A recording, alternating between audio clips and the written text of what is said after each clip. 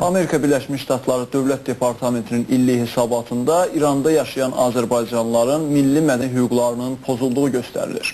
Hesabatda İranda demokratiya və insan haqları sahəsindəki ciddi problemlərə də toxunulur. Ətraflı Günel Rəşid qızı. Hesabatda bildirilir ki, İranda təhlükəsizlik qüvvələri və ədliyyə orqanları ruhanilərin nəzarətindədir və mühafizəkarların üstünlük təşkil etdiyi nəzarət şurası bir çox hallarda parlamentin qəbul etdiyi qanunların fəaliyyətini dayandırır. Real hakimiyyət isə xüsusi xidmət orqanları və İslam inqilabı keşikçilərinin hərbiləşdirilmiş korpusasında bölüşdürülüb. Sənəddə eyni zamanda Cənubi Azərbaycanda yaşayan Azərbaycanlıların milli mədəni hüquqlarının da pozulduğu xüsusi qeyd olunub. Söz gedən hesabatda Cənubi Azərbaycanlıların adının salınmasını isə 11 sentyabr hadisələrindən sonra İranın Amerika Birləşmiş Ştatlarına dəstək verməməsi kimi qiymətləndirənlər də var. Təbii ki, Amerika devləti İranla bağlı hansısa konkret tədbirlər və konkret adımlar atmalıdır. Və bu günləri Cənubi Azərbaycanda yaşayan Azərbaycan xalqının milli haqları ilə bağlı departamentin bu hesabatı təbii ki, Cənubi Azərbaycanlılar tərəfindən çox müsbət qarşılanır. Ancaq biz istəyərdik ki, bu tək kağız üzərində qalmasın.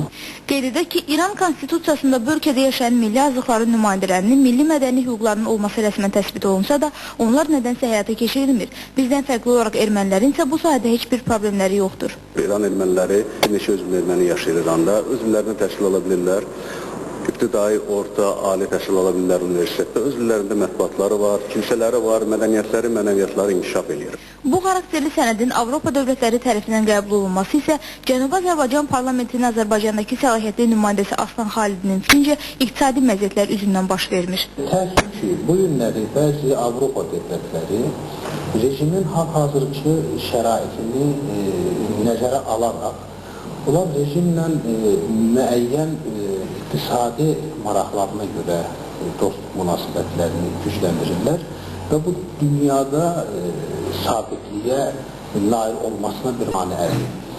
Və biz istəyərdik ki, Cənubi Azərbaycan problemi ilə bərabər İranda insan haqlarının pozulması ilə bağlı bütün dünya dövlətləri öz etirazlarını bildirsinlər.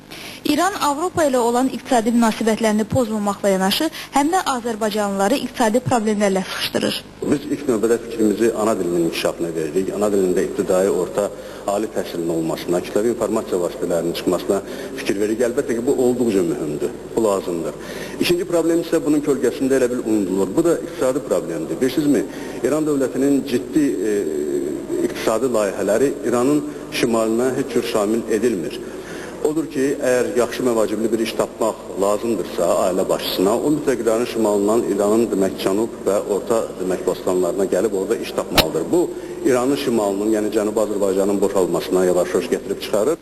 Deməli, Cənubi Azərbaycanda yaşayan həmvətənlərimizin mücadiləsi bununla bitməməlidir. Ən az ona görə ki, hər bir regionun çiçəklənməsi üçün əsas səbəb iqtisadiyyatın irəliləyişidir. Günel Rəşid qızı, Fuad Kərimov, Space.